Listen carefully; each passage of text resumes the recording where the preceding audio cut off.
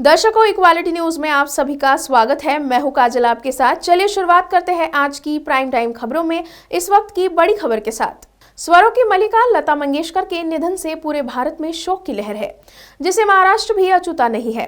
इसी कड़ी को जोड़ते हुए महाराष्ट्र के उप मुख्यमंत्री और एनसीपी नेता अजित पवार ने अपनी प्रतिक्रियाएं दी है। अजित पवार ने अपने वक्तव्य में कहा कि महाराष्ट्र पहले से ही संगीत की परंपरा में वशीभूत है, जिसे लता मंगेशकर ने एक नई बुलंदियों पर पहुंचाने का कार्य किया। इस दौरान लता मंगेशकर के बारे में अजित पवार ने गहन जानकारी भी प्रसार माध्यमों से साझा की है। आज अतिशय दुःखद प्रसंग हा पूर्ण महाराष्ट्रावर नव्हे तर भारत देशावर त्या ठिकाणी ओढवलेला आहे। महाराष्ट्राच्या मातीला संगीत कलेचा गौरवशाली वारसा निश्चितपणे आहे आणि महाराष्ट्राच्या मातीमध्ये आपण अनेक दिग्गज गायक संगीतकार यांनी जन्म घेतलेले आपण पाहिले। परंतु पंडित दीनानाथ मंगेशकरांच्या पोटी जन्मलेल्या लता दीदींनी भारतीय संगीत क्षेत्रामध्ये जो चमत्कार घडवला तो जवळपास 75 ते 80 वर्ष अनेक पिढ्यांनी तो पाहिला आणि आज मात्र एक दुःखद बातमी आपल्याला सगळ्यांना ऐकायला मिळाली की त्या आपल्याला सोडून गेल्या।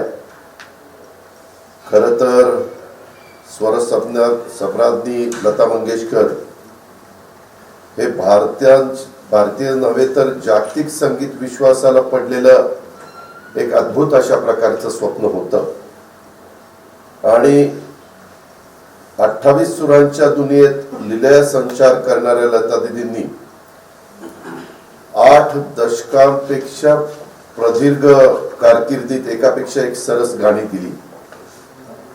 मी माहिती घेण्याचा प्रयत्न केला। जवळपास सुमारे 1800हून अधिक चित्रपटातील विविध प्रकारच्या 22 भाषेमध्ये त्यांनी त्या ठिकाणी गाणी गायली आणि त्यांची संख्या जवळपास 30,000च्या घरामध्ये सहज जाते। लता दीदींच्या सर्व प्रकारच्या जागतिक विक्रमाची नोंद करणाऱ्या लता दीदी Guinness book of world record मध्ये जगातील सर्वात जास्त गाणी ध्वनिमुद्रित करणारी गायिका म्हणून त्यांचा उल्लेख त्या ठिकाणी झालेला आहे। त्यांनी इतकी सुंदर एकापेक्षा एक सरस अशा प्रकारची गाणी दिली आणि संगीत क्षेत्रामध्ये सर्वोच्च स्थान मिळवलं। अद्वितीय अशा प्रकारची त्यांची ओळख होती आणि त्यांनी ती निर्माण केली। भारतीय जागतिक संगीत क्षेत्र समृद्ध केलं। सांगतात जुनी लोक की 1962च्या चीन विरुद्धच्या युद्धात शहीद झालेल्या भारतीय जवानांच्या स्मरणार्थ त्यांनी गायलेलं मेरे वतन के लोगो या गाण्याने तत्कालीन पंतप्रधान पंडित जवाहरलाल नेहरू यांच्या देखील डोळ्यात पाणी आलेलं होतं। पूर्व मुख्यमंत्री अशोक चौहान और महाराष्ट्र की महिला एवं बाल विकास मंत्री यशोमती ठाकुर ने भी लता मंगेशकर के निधन पर दुख जताते हुए अपनी भावनाएं जाहिर की है। जहां अशोक चौहान ने इसे संगीत जगत के लिए अपूरणीय क्षति करार दिया, वहीं मंत्री यशोमती ठाकुर ने जब तक सूरज चांद रहेगा लता दीदी का नाम रहेगा ऐसी प्रतिक्रिया दी है। लता दीदींचं जाणं म्हणजे एक युगाचा अंत आहे। त्यांचे स्वर, त्यांचा आवाज, त्यांचे व्हायब्रेशन्स, त्यांचं देशाला स्वातंत्र्य मिळालं तेव्हाचं त्यांचं गाणं आणि त्यांचं खरंच या देशावरचं प्रेम या सगळ्या गोष्टींसाठी त्या नेहमीच ओळखल्या जातील आणि आपल्या सर्वांच्या आठवणीमध्ये नेहमीच त्या राहतील। त्यांच्या आत्म्याला शांती लाभो आणि त्या अविस्मरणीय आहेत। जोपर्यंत जब तक सूरज चांद रहेगा लता दीदी का नाम। Passing away of Lata Mangeshkar ji, popularly known as Lata Didi, is inconsolable loss for the music world. Whole nation and nationally and internationally, we cannot imagine our lives without Didi's songs. Her divine voice and blessed personality. Didi will always be with us in the form of her voice and her smile. My condolences to the Mangeshkar family on this sad occasion. Great Indian laughter challenge में participate कर चुके और प्रख्यात comedian Raju Srivastava ने लता मंगेशकर को लेकर अपनी भावनाएं व्यक्त की है। उनका यह कहना है कि वे ईश्वर को धन्यवाद देते हैं कि उन्होंने लता मंगेशकर को भारत में जन्म दिया।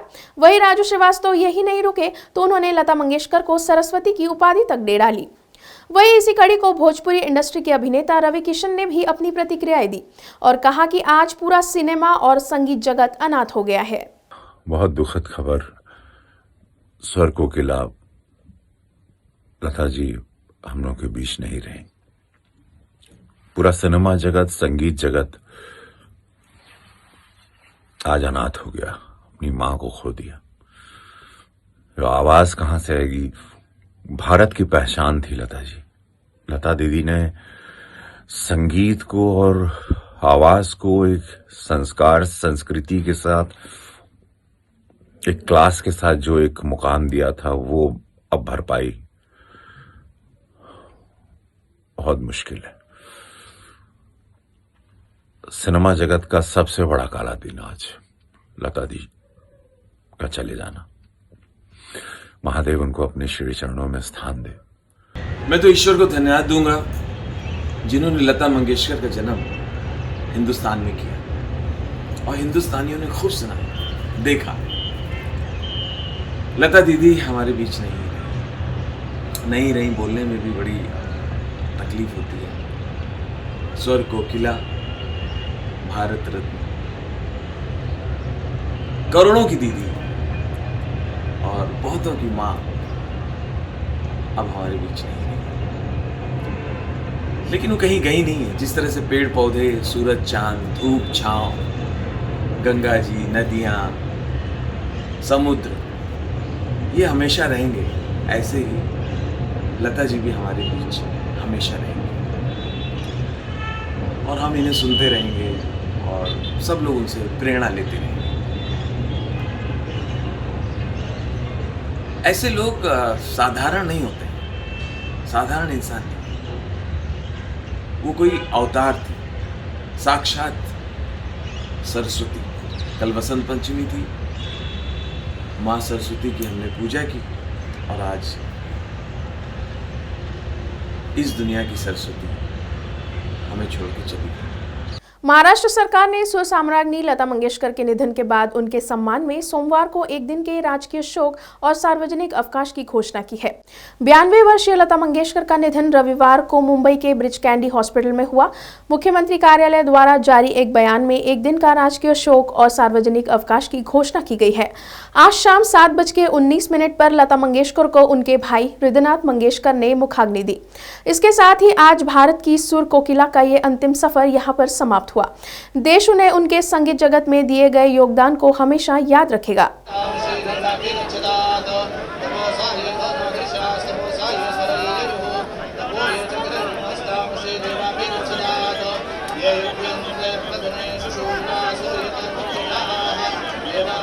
अभिनयमपनय विष्णो तवय मनश्रवय विषय मृगतृष्णा भूतदयां विस्तारय तारय संसार सागरतः दिव्यधुनीमकरन्दे परिमल परिभोग सच्चिदानन्दे श्रीपति पदारविन्दे सरोजे सदा वसतु।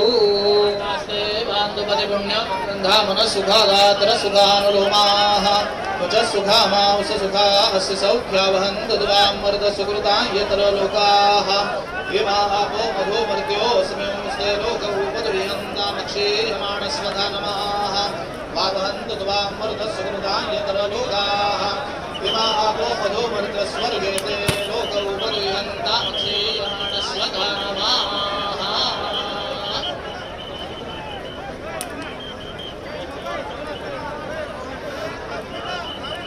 प्राइम टाइम खबरों में आज के लिए इतना ही। फिर होगी आपसे मुलाकात, तब तक के लिए आप देखते रहिए इक्वालिटी न्यूज।